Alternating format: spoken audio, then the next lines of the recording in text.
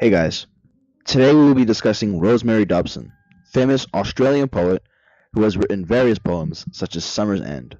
Summer's End focuses on the means of the passage of time, as well as the shift in behavior towards upcoming change, usually in a dreadful way. We will be using these themes to analyze how Rosemary Dobson ignites new ideas about human experiences and hardships, whilst comparing it to other texts of media. Let's start with Summer's End. Let's dig into the meat and bones with Part A, After the Summer Season.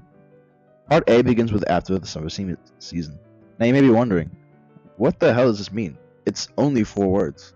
Well, those 4 words showcase growing up and reflecting back on past experiences in a nostalgic sort.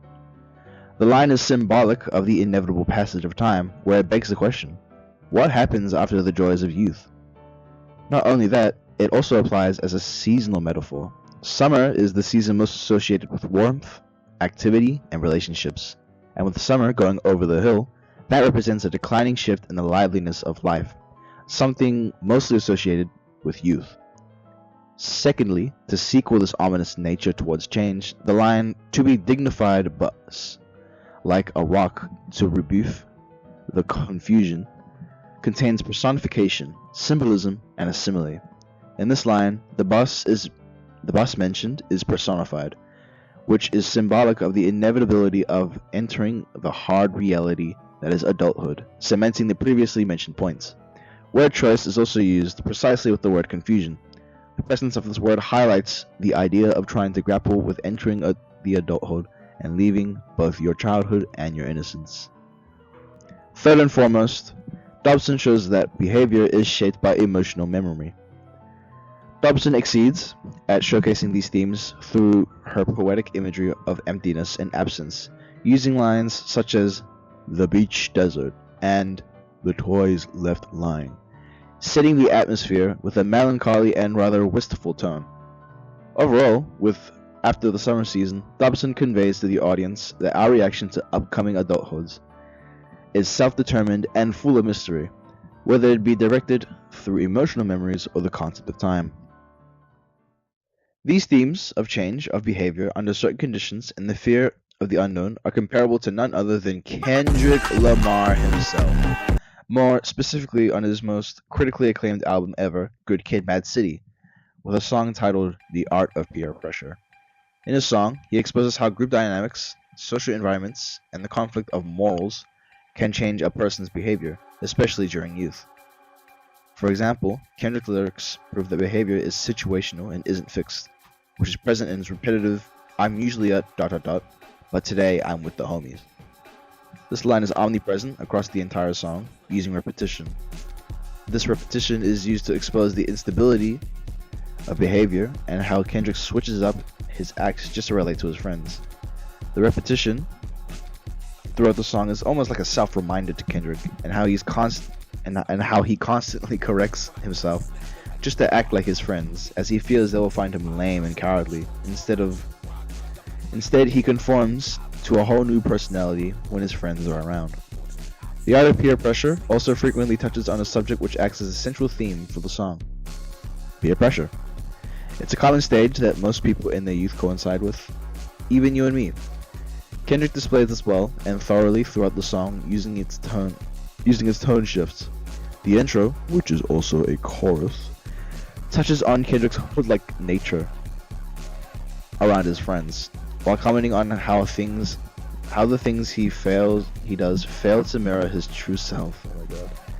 For example, drank till I can't no more. Really, I'm a sober soul, but I'm with the homies right now. This line shows Kendrick's contrasted nature and how he ends up doing things around his friends that he would normally never do. The way Kendrick sings these lyrics for the intro heavily contrasts the rest of the song, as the intro bears a more mystic and reflective tone while the rest of the song is more grim and melancholy. Finally, Kendrick touches on how people shroud their identities when around others, riding off the back of the previous point. It is most definitely possible to use the same example as the prior once more. However, another line from the song describes this best. I'm usually a true firm believer of bad karma. Consequences from evil will make your past haunt you. Kendrick shows that he does think for himself when making decisions. However, when he is with friends, that goes flying out the window. Kendrick continues to use a first-person style approach to encourage responders that peer pressure isn't just an excuse. It's a strong behavioral force driven by loyalty, belonging, and fear. Overall, the art of peer pressure uses various aspects of peer pressure and the fear of the unknown to convey how people's behavior change under certain conditions and encourages the audience to think about their moral certainty. At last, let's compare the two texts. Summer's End by Rosemary Dobson and The Art of Peer Pressure by Kendrick Lamar.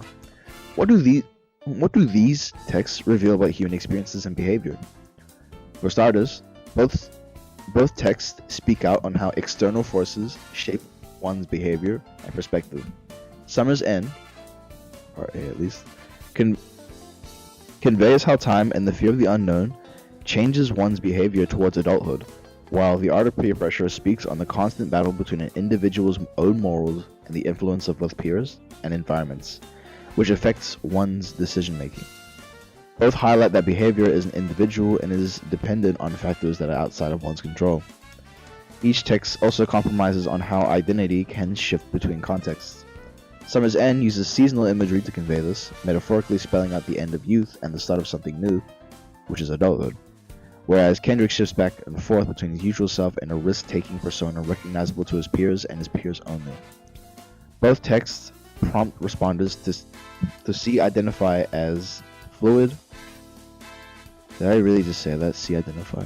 To see identity as fluid and situational. Finally, both texts invite the audience to take a look at human experiences differently. Not as a series of rational choices, but as responses to eternal events in one's life, such as pressures, changes, and belonging. In conclusion, Dobson's Summer's End, after the summer season, oh my god, and Kendrick's The Art of Peer Pressure both generate new ideas about how external events may shape human behaviors. Rosemary Dobson uses the passing of summer and the concept of time and adulthood to explore how time alters emotional responses and identity. Lamar uses his storytelling skills to paint a story of self-conflict and pressures rooting from the fear of the unknown, influencing Kendrick's decision-making. These texts show how human behaviors are